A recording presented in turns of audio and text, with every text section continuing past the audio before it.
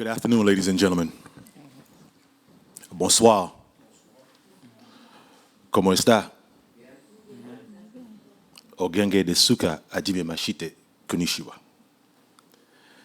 Dear brothers and sisters, we are facing a very extraordinary yet unique opportunity in the days to come, in the years to come, in terms of what humanity will look like, whether we survive or die, based on whether or not we can harness enough energy to provide access for all. As Mark has said, I am the Director of Global Sustainable Development for the World Energy Forum. Our belief is that at the core of some of the most pressing issues that we face globally, energy is at the forefront. Energy is the foundation of human civilization and its development. Without energy, where would we be? No mic, no light, no water, no New York City mass transit that got me here in a hurry after my last meeting. Where would we be? And if we consider all the possibilities that we have access to here in these United States of America and the developed nations, surely we must consider the plight of those in the underdeveloped nations. No electricity, no light, no clean running water. Nearly 1.4 billion people in the world are without electricity. Nearly 2.5 are without clean access to clean running water.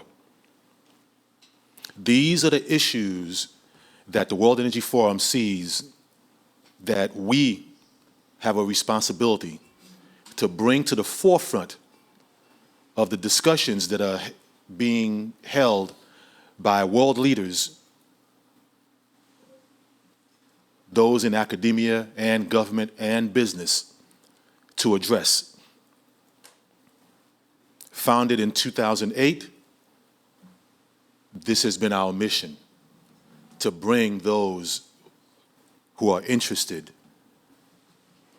in seeing some measure of fairness brought forward to those who are otherwise without. And as I walked in, I heard some discussions about the politics of today, and in Mark's introduction, he mentioned that, yes, this is a major issue. If you stop and think for a moment, there have been many wars that have been fought, won and lost, lives that could have been, those that we'll never see because of energy. Now, surely it has been because of oil.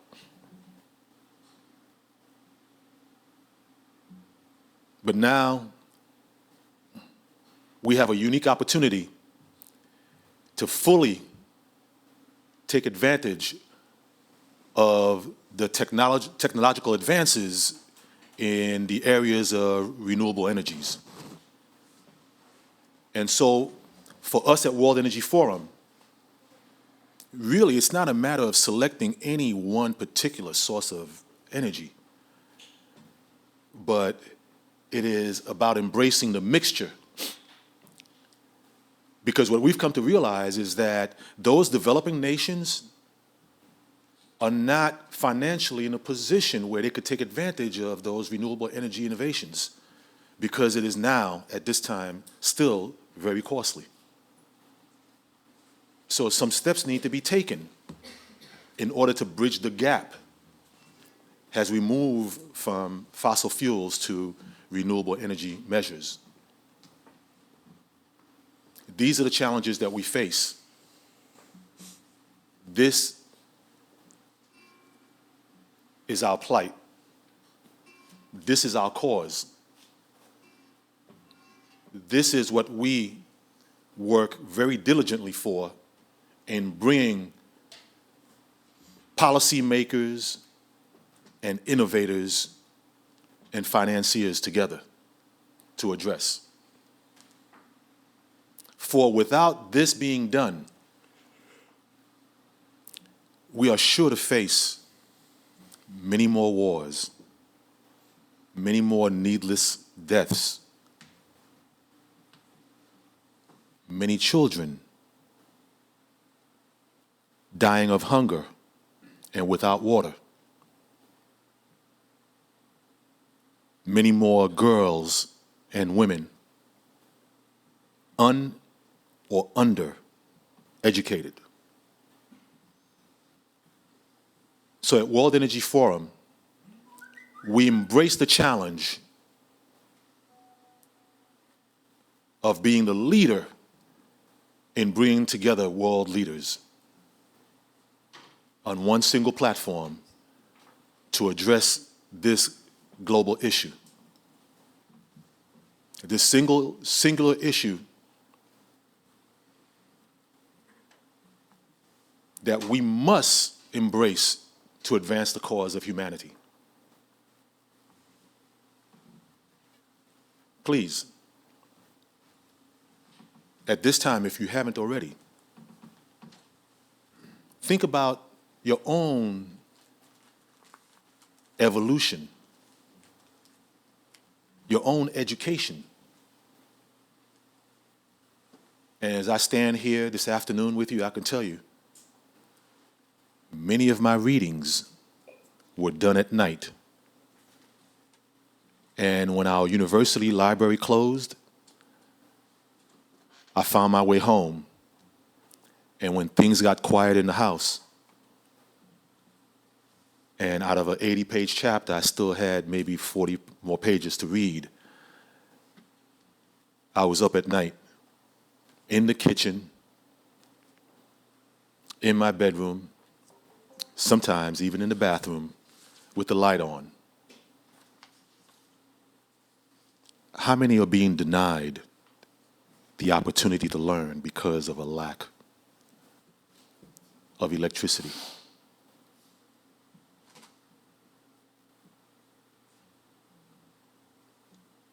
This is what we're facing. This is what we must engage. So to that end, I will say that the United Nations has also seen fit to address these issues. With the Sustainable Development Goals, energy is a core factor that they want to see addressed, and that they have engaged other world leaders to put forth the necessary resources to move forward on this. So the future, I will share with you, no pun intended, looks kind of bright. But it's only and can only be as bright as we want to make it. Only to the extent that you become so engaged and so involved that you see yourself as one individual who could make a difference. It's a much needed difference because at the end of the day, your voice matters. And it's up to you to let the world know. Thank you.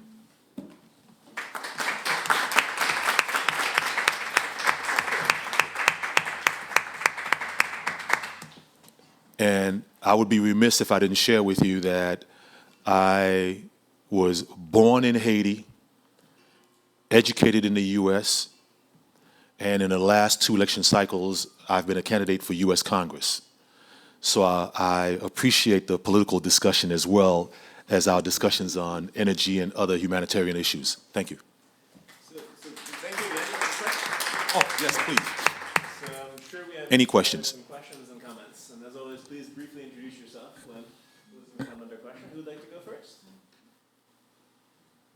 Yes. No, you start by saying about the, well, my name is Flavio. I'm originally Brazilian, but lived and worked in Europe for many years now, out in Brazil. Oh, fantastic, fantastic. You know, member of the ICT Excellent. you start by saying about the unprivileged economically countries and their challenges Yes. in terms of energy.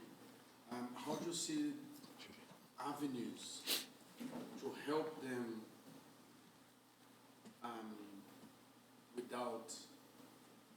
help them in their need of energy without making them slaves yet again? Very interesting, because that's not just an energy question, but it's also political. They want to get it, don't they? Yes, everything is political. Everything. Our view and my view is that we have to so approach the problem that it has to be holistic. And the reason why I say holistic is because it's not easy to simply solve the issues of bringing energy to a country, to a nation, to a village, to a town. What I have offered is that in this holistic approach, we must so engage not only the governmental entity of that respective nation, country, or town, but do so with respects to a partnership, and the partnership that's often referred to as a PPP, private-public partnerships. But even in so doing, it has to be with a vision where we must also empower the people. So, for example, we go into a community. Let's say we're going to do solar installations. We would ask that the respective country, state, town provide us with the land that is necessary in order to do the solar installation. We provide the equipment, we provide the technology, and we also provide the financing. So what has been somewhat cost prohibitive is now feasible. So everybody would say, okay, that's great. Let's get to it. Here's the land, get it done. But we have to go a step further, because now you must address the needs of the people within the community. There may have been many, some, or few without jobs, without technical training. So what we engage in is into making sure that there are at least some people, if they didn't already exist, that learn about solar installation, that learn the vocational aspect of installing solar panels and what goes into it. Surely we have to bring in the engineers, but the people who are local can learn some of the basics in terms of what needs to be done, how it needs to be done, and what the process is. And they earn a wage from that. Now, this is not something, and I'm not going to kid myself nor try to kid you, that's going to be unending. These job opportunities may last 3 months, it may last 6 months, depending on the magnitude of the project. But these are funds that will help them sustain themselves, at least for the period of time during the project that they were working on. And if you believe in human ingenuity and the spirit of the entrepreneur, you have to believe that Some of the individuals will now go on to form a business where they could now take some of what they've learned and apply it elsewhere. They may now turn around and become the trainers or teachers. They can do all of that. And so what we engage in is a holistic approach towards getting some of this done. So it's not really just a matter of creating the system and then charging the governmental institution a monthly fee for the energy that our system produces. But you have to give, you have to invest into the community. And that's what we look to do. But does everybody in here know about solar energy, solar panels? Yes. Yeah. What is the one major con against solar panels? If you have a field, if you have 5 acres, 10 acres, and you want to place solar panels on them,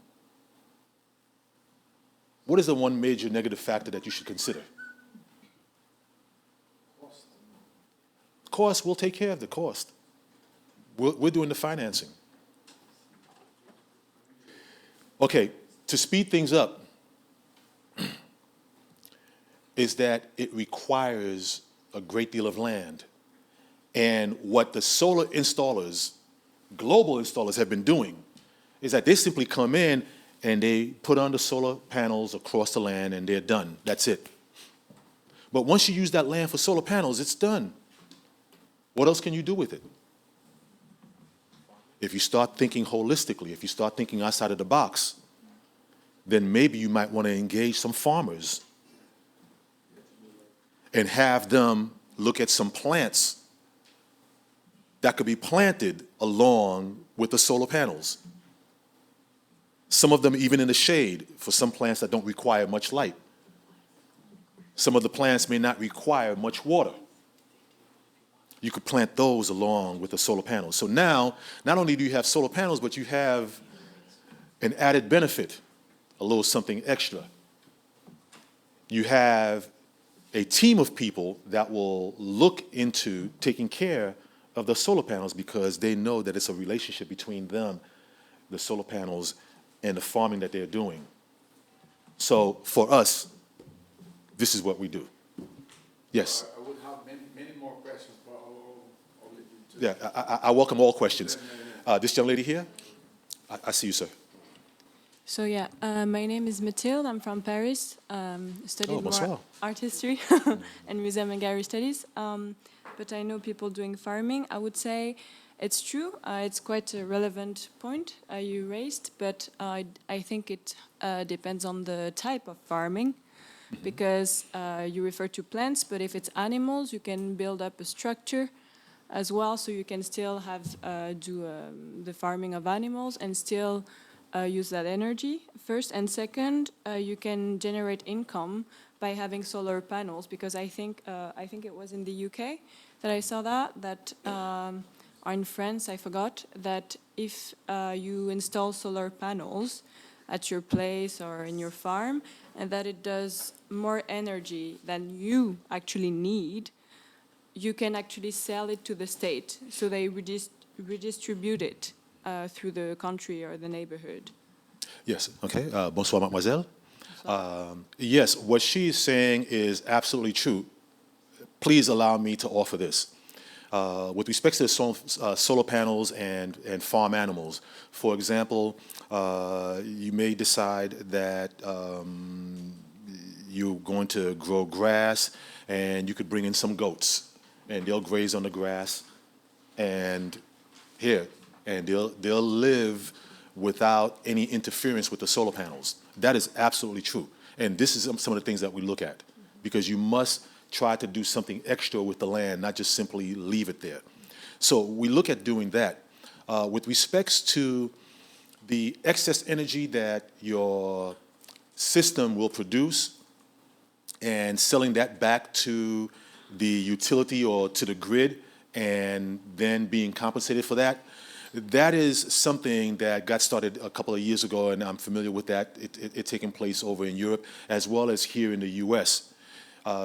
Here in the U.S., the utilities, the public utility companies have been very, very, very aggressive in terms of pushing back. And right now, what is happening in that in some of those states or some of those municipalities where that has been offered, they are reducing the amount of compensation that was going out to the homeowner or to the owner of the system. Initially, it was that whatever the excess was, that you would sell it to the utility would pay you back at the market rate, which is the rate that they would normally sell it at. They've cut back on that. They don't want to pay at market rate, and they're cutting back the amount of the size of the system that you could actually install at your own home. So it's not as if you have a home with a couple of acres of land and you take about 5 acres and you say, hey, let's put renewable energy systems there, and you produce an amount which is in excess of 100%. Let's say you're producing 300% of what you actually use. In some jurisdictions, they won't allow that at all. So we have to look at how that's happening. There have been some people who have taken advantage of that, and in the early stages a couple of years ago, they were actually bringing home or getting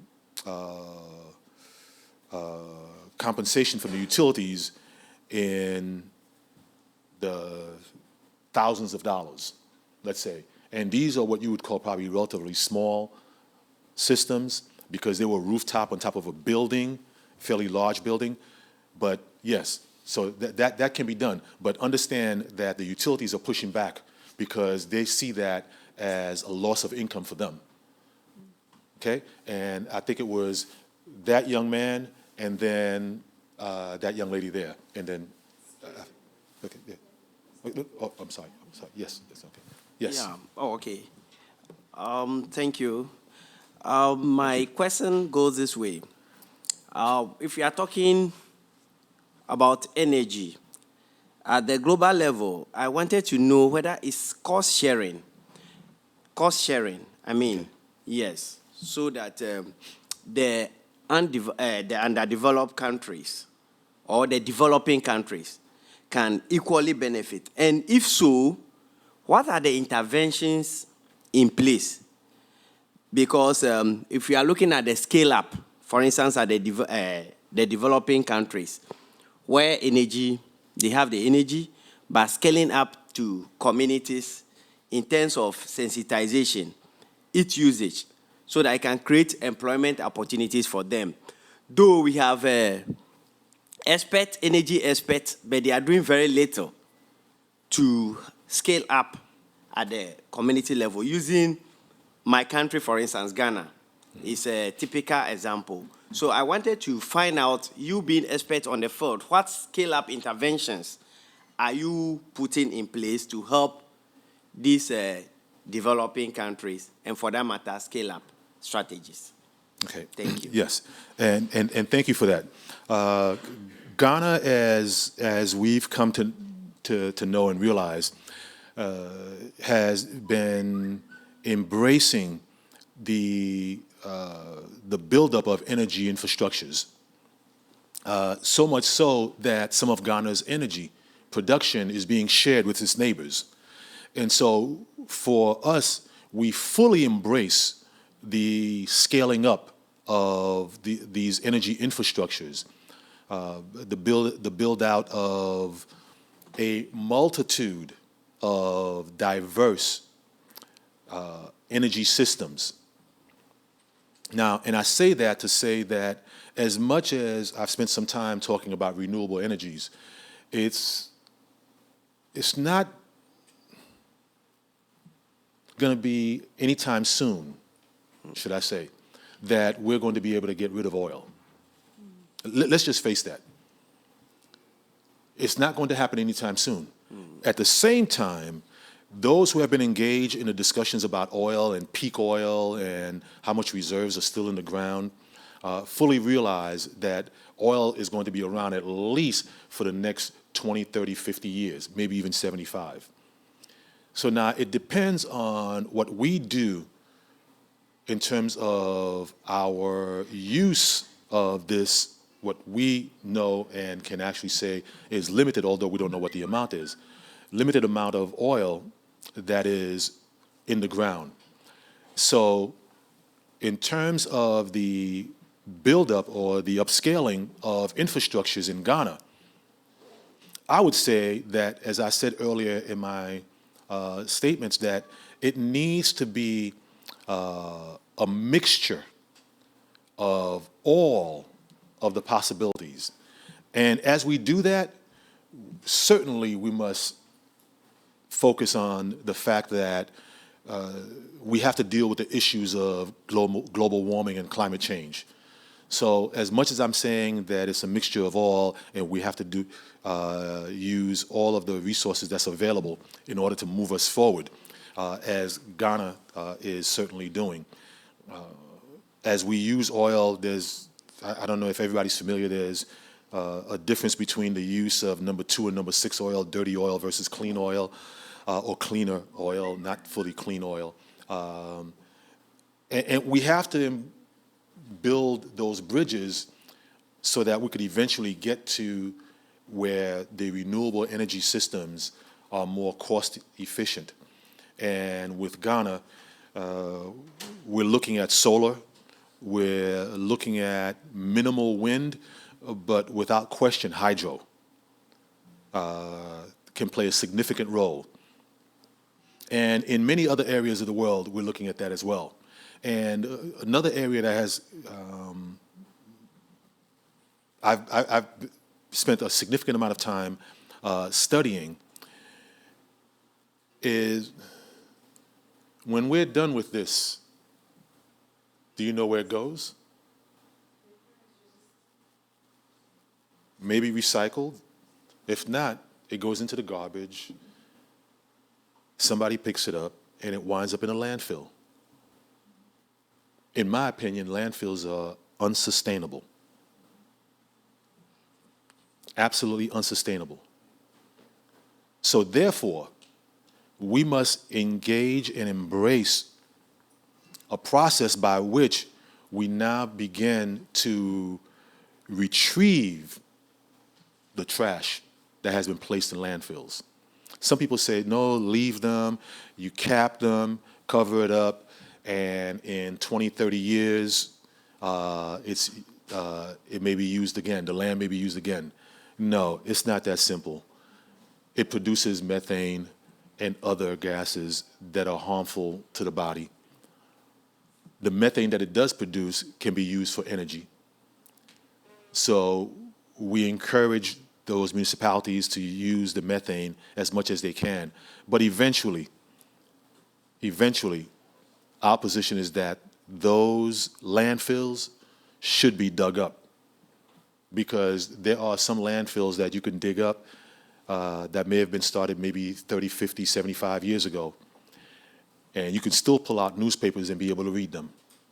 Plastic bags that are not biodegradable. So whether we're burning fossil fuels or we're filling up the land with substances and our garbage that is unhealthy for the land, are things that we have to address. So with respects to landfills, our vision is that landfills should be dug up and the trash then used to produce energy to help develop the community. Without energy, there is no development. I don't care what efforts you put forward. You could build homes, you could build schools, you could build hospitals. To what end if there's no energy? So with respects to Ghana, that's some of the things that we're looking at. And Ghana is in a unique position for this upscale because it has multiple neighbors and already has started to share some of its energy, and we hope that it continues to do so. Okay? And I think, yes. Yeah, referring to Okay, there was. farming, you mentioned around the solar plex and whatsoever. I'm sorry? Referring to this Mike? farming thing around this solar energy plex and Yes. using the fields, don't we assume that solar energy is also associated with a dose of radiation? So one has to consider this as well, especially when you said farming and all these kind of things. I'm a little bit skeptical about it. So From our studies, I should say our reviews of some of the studies, there is some concern about the radiation, but it does not seem significant enough to have an impact on the lives of farm animals that can graze on the land. So maybe they'll do some more research and provide some more additional detail for the largest scale, the much larger or the largest scale solar farms that we see that are going up now. But it has been shown that it's not significant enough, even so much so that they found it safe enough for there to be solar panels on the rooftops of homes. And the concern has not been so much that it's significant enough to impact human life. I'm being told that we need to rush this, so yes?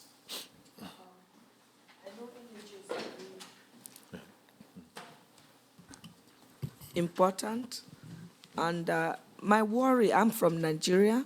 Yes. My worry is I come from a state whereby we have about two or three hydroelectricity dams. We provide light to the nation.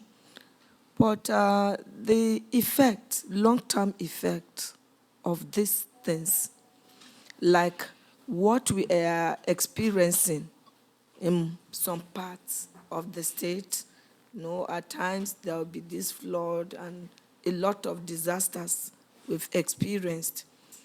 I don't know if such things are being considered, because already these things have been established in this part of the state, and they are doing a good job, just like Niger Delta. It has its own advantage, but the disadvantages are there. So when you are considering the supply of energy, do you put into consideration all these things and the after effect? Because definitely these things are going to have effect. Then I also want to talk about wind harvesting. I went to some place. I was in Cape Verde. I saw some of the things they were doing about renewable energy. I know maybe the northern part of Nigeria that may be very, very applicable. Then the other question I wanted to ask was the long-term and side effects of this solar energy. And you've answered that the radio and things like that doesn't really have much effect. What I know again is about jatropha plants. Jatropha, Okay. that you can have sort of energy from it, encouraging farmers to plant. And at the end of it all, you discover farmers may plant this thing, the market and things like that, and they have invested so much. I don't know if you can talk to me about the jatropha and if they can get something serious out of it for energy. Okay. Let me start from the back and then probably find myself jumping back and forth with respect to the questions that you've asked. With the jatropha plant, that is not a plant that I'm particularly familiar with, but if farmers are farming that plant and it has a great deal of value or nutritional value and purpose, surely that should find its way to the marketplace. But in terms of agriculture for developing nations, much of what has been done in the U.S. and other developed nations has not been done in the developing or underdeveloped nations in terms of developing specifications. That means that with every cup that is produced, it's going to be of a particular weight, a particular density, a particular level of firmness, made with a particular either paper byproducts and so forth, so that almost every cup will be almost the same. And this is what we need to look at, and I'm probably oversimplifying it, but this is what we need to look at when we're looking at plant and or agricultural products coming out of developing or underdeveloped nations. That they have to develop those specifications so that whomever is interested in purchasing those products will know that almost every one that they get will be the same. And so without knowing much about the plant itself, this is what I would offer with respects to that work needs to be done. And then if there's interest in purchasing it, then surely there'll be those that will buy it. Going back to the beginning of your question, with respects to the impacts of the hydro systems, I don't recall when those systems may have been installed in Nigeria, but I can assure you that most of the responsible institutions that are now building hydro dams are taking into consideration a multitude of factors. And some of it has to do with the plant life, fishery. It has to do with flooding, and a whole array of other things. Recently, China just completed its building of what is the largest hydro dam in the world. It took them 17 years to build. And even upon it being completed, they found that there was some additional work that needed to be done because some sediments were settling on one side of the dam, and they had to make sure that they facilitated those sediments being able to flow through and then not stop at the other side.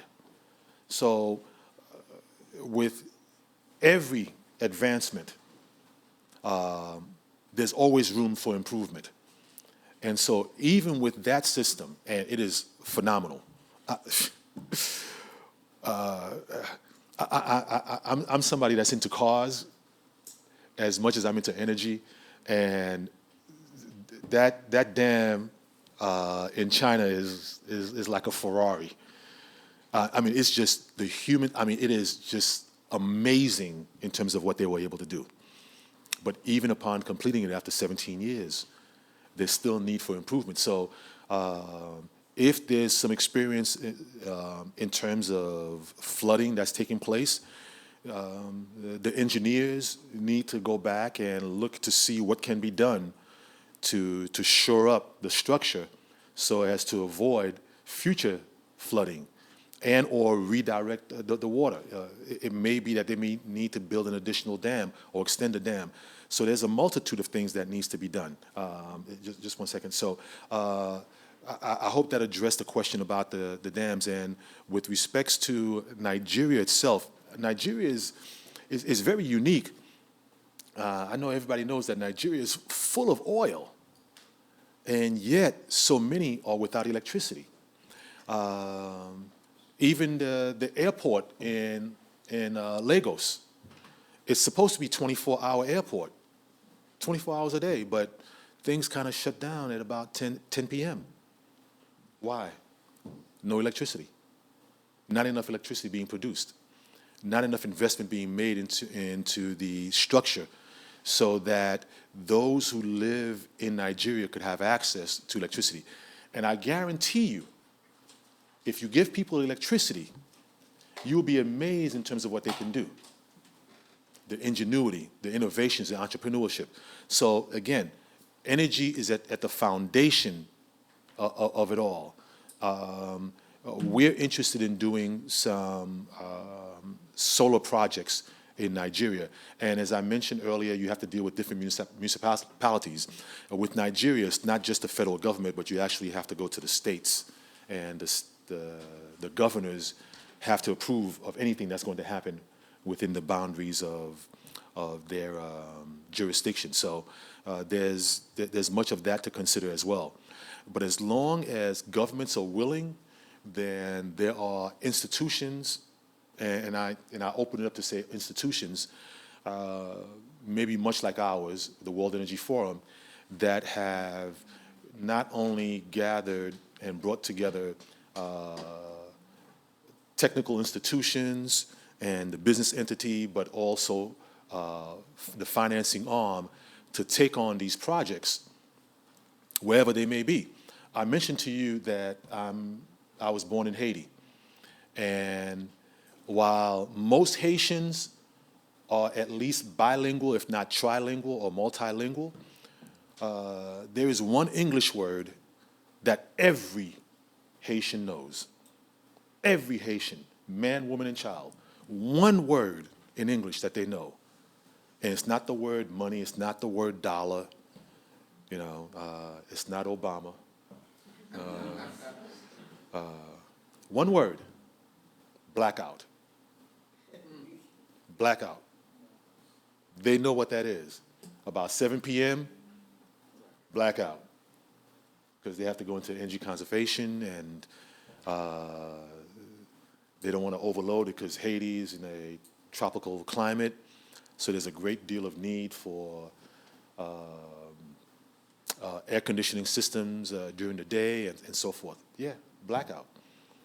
So there's much that needs to be done, and each of us have a role to play, however big or however small, but it's a role that's going to advance the cause of humanity. And I hope that all of you will so engage whatever role you decide to play. I think that I'm hearing, we have to get going. There's many hands, unfortunately, and I hate to do this, but I need to...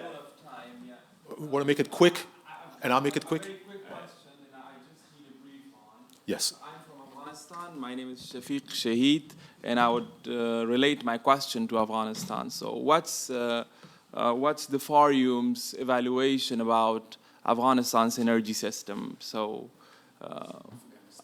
Afghanistan? yeah. For Afghanistan, I have not had an opportunity to visit Afghanistan, but what I can say in terms of some of our basic review, it would be more so in the area in terms of renewable energies, it's solar.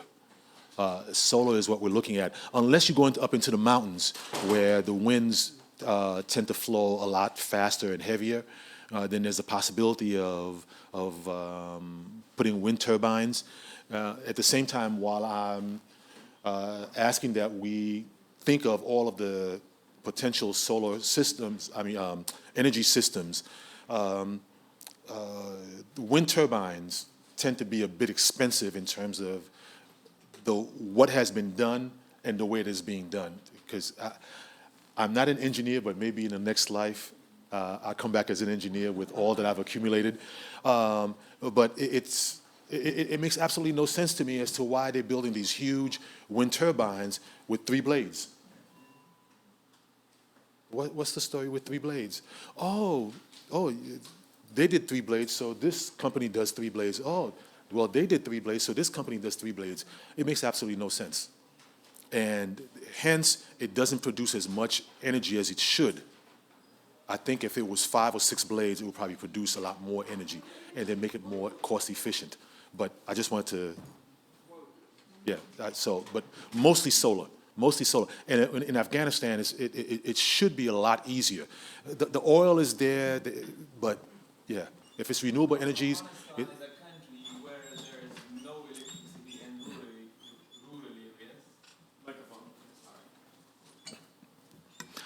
Afghanistan is a country where there is no electricity in rural areas and around 50% in just urban areas. So we are facing lots of problems in our country. So that's why I asked the question that is there any evaluation that World Energy Forum has had or any recommendations that this forum has provided our government, etc.? We have not so engaged the government, But I can share with you, based on the discussions that we're having and some of the initial reviews, solar energy is the best avenue in terms of moving forward to make sure that people have access to electricity. And solar panels could easily be placed on the rooftops of some of the homes, very easily. The cost factor and training and so forth, a business startup, get folks involved, yeah, but solar is the way to go there.